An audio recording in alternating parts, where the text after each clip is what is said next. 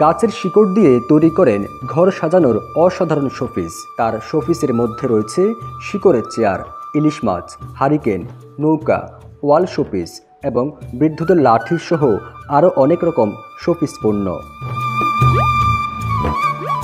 যেখানে কাঠ মিস্ত্রিরা আধুনিক যন্ত্রপাতি দিয়ে এই শিল্পের অনেক রকম শোপিস পণ্য তৈরি করেন, সেখানে তিনি হাতের নৈপুণ্যতায় শোপিসের নানা পণ্য তৈরি করেন। যন্ত্র বলতে শুধু হাতুড়ি বাটালি ব্যবহার করেন। পরিত্যক্ত যে কোনো কাঠ দেখলেই বুঝতে পারেন এই কাঠ দিয়ে কি বানানো যায়।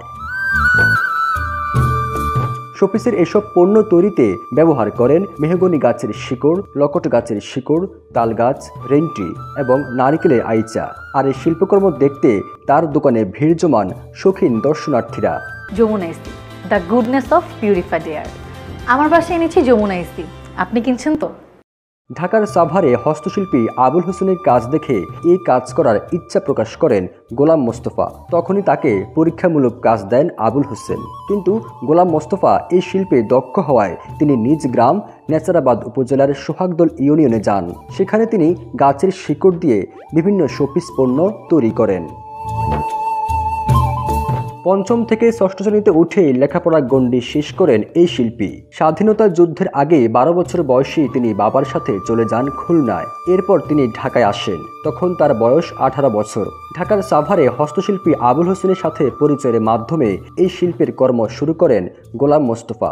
71 সালের গন্ডগোলে 70 সনে এর অনেক আগে খুলনায় চলে যাই আমরা। ভাই বোন বেশি ছিলাম বিদায় আমাকে নিয়ে আমার বাপে চলে গেল খুলনায়। খুলনা যাওয়ার পর আমরা বিভিন্ন রকম ওই অভাব অনটনে এটা করি ওইটা করি। আমার বাপে ওই একটা কার্ডের কাজের দায়িত্ব নিল, সে কাজ জানতো না। ওই সময় আমিও ওই একটু তার লাগে তালিম দিতাম। ওই থেকে কার্ডের কাম শুরু করলাম। ফার্নিচার দোকানতে রাগ করে এখন আবার চলে গেলাম ঢাকা। মিরপুরে ওখানে আবুল করে একটা লোক আছে, এই শিকড় দিয়ে বিভিন্ন রকম মাল টাল বানাই থুইছে একটা স্টেজ করে। তো ওখানে যে আমি দেখতে আছি কেন কাজ আমি আরো আগে করছি, দেখতে আছি। দেখার পরে ওই আবুল কথাও বলতে কোনদিন দেখি না ওরে, এগুলো বানাও তো তুমি নিজে কাহা যেহেতু আমি বানাইতে পারি। ও দেশে ওই নিচে বই বইয়া আমি সারাদিন একটা মাল বানাই দিলাম। ওই আবুল ওখান থেকে আমি কাজ কাম করে এখন চিন্তা করি বেশ কিছুদিন কাজ করার পরে আমি একলা একটা কিছু করুম। আবুলের থেকে বিদায় নিয়ে চলে গেলাম। ওইখান থেকে দোকান করে ওখানে ওই ফার্নিচারও বানাই, শিকড় দিয়ে মাল বানাই আনছি। ওখানেও